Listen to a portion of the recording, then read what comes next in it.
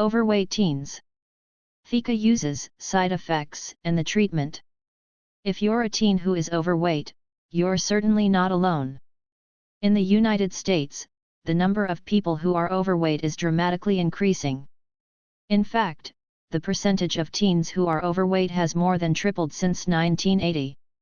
In 2004, almost 1 in 5 teens was overweight. Why are some people overweight? Being overweight usually results from an energy imbalance. In short, when you take in more calories than you use, you gain weight. Poor eating habits can help make teens overweight, particularly if they live on fast food and high-calorie processed food.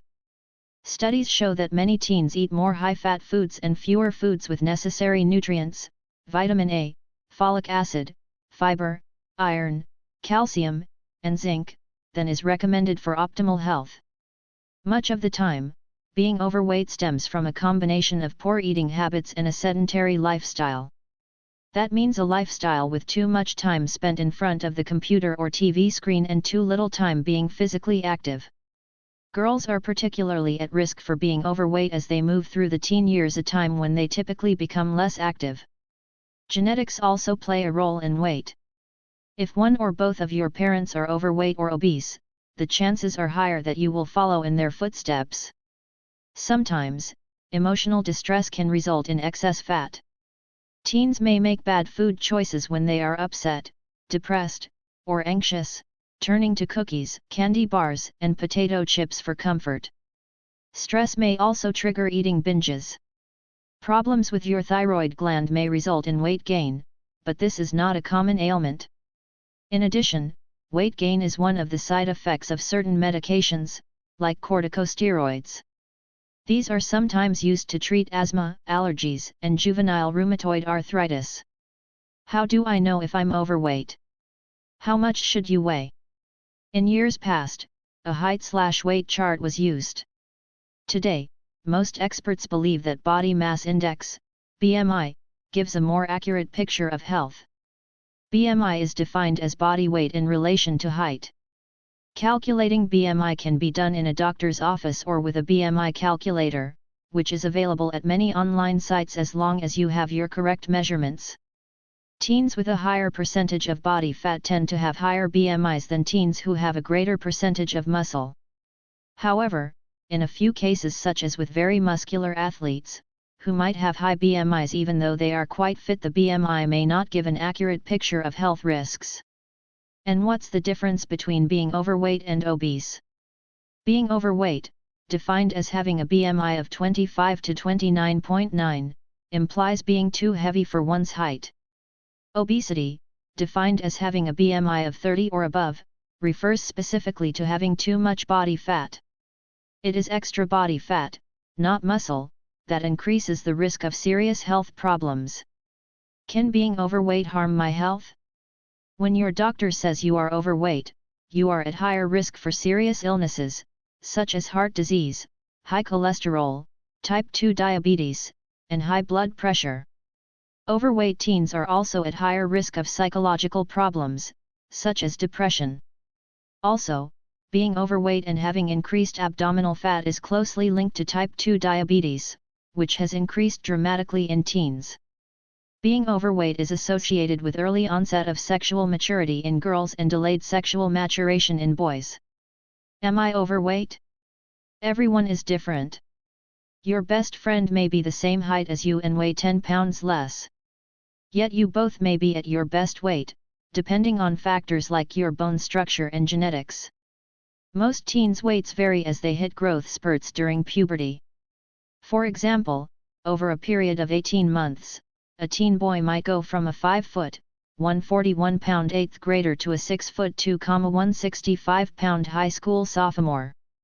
Sure, he was chunky in 8th grade. But look at him now. Usually it's obvious when you're overweight, especially when you look at your body in a full-length mirror after getting out of the shower. You might be able to pinch a lot of fat at your waist, belly, underarms, or thighs. You might notice that the number on your bathroom scales is a lot higher than it used to be. Or your clothes may become way too snug and are hard to button or zip. The problem with being overweight is that it's unhealthy. The more excess weight you carry around, the higher your risk of serious diseases like diabetes, heart disease, and even cancer. How can I lose weight? Studies have shown it again and again, strict diets alone don't work. Strict dieting restricts calories and nutritious foods. This can cause you to feel deprived and result in binging or overeating. The most effective way to reach an ideal weight is to burn more calories than you take in. All teens should get at least 60 minutes of exercise daily, according to current recommendations. Not only does exercise help you burn calories, but you'll also increase your cardiovascular endurance. And here's another benefit: gaining muscle can help you burn more calories all day, even while you are sitting around. Muscle mass is metabolically active tissue, meaning it is the tissue that burns calories. If you already get 60 minutes of exercise daily, you may need to add 30 more minutes. If you don't get 60 minutes a day, start today. If you haven't been exercising and are overweight, it's a good idea to check with your doctor before you start a vigorous exercise program. Eating a balanced diet is the other component of weight loss. As you plan your daily menu, choose more servings from the plant groups, legumes, tofu, nuts, fruits, and vegetables. Choose moderate servings of low-fat dairy, and pick fewer servings from the animal groups, meat. Then, choose fats and sweets very sparingly. Eliminate junk food, sodas, chips, and other foods that are low in nutrients and high in calories and fat. Teens often underestimate how much they really eat. That's why it's important to understand just what makes up one portion of a food. For instance, look at the label on packages of bagels. One bagel can have as many as 350 calories or as few as 100. For easy portion control, use the palm of your hand as a guide. Your palm is about the size of a 3-ounce portion of meat or fish, 3 ounces equal 1 serving. You can hold 1 serving of raw vegetables in the palm of your hand. 1 serving of fruit, such as an apple or half a banana, fits in the palm of your hand, too. Consider 1 serving of grain, 1/2 cup rice or pasta, a slice of bread, half a bagel, hamburger bun or English muffin, and 1 serving of low-fat dairy, 1 cup low-fat milk, 1 cup low-fat/sugar-free yogurt, 1 slice low-fat cheese, or 1 cup low-fat soy milk, and presto, you have a meal that's balanced and not supersized. You also might want to eat smaller meals more frequently, which may help boost your metabolism and productivity. 5 to 6 small meals per day may be ideal. Research has found that people who eat 2 meals or less during the day have a slower metabolic rate, the speed at which your body burns calories, than those who eat 3 or more times a day.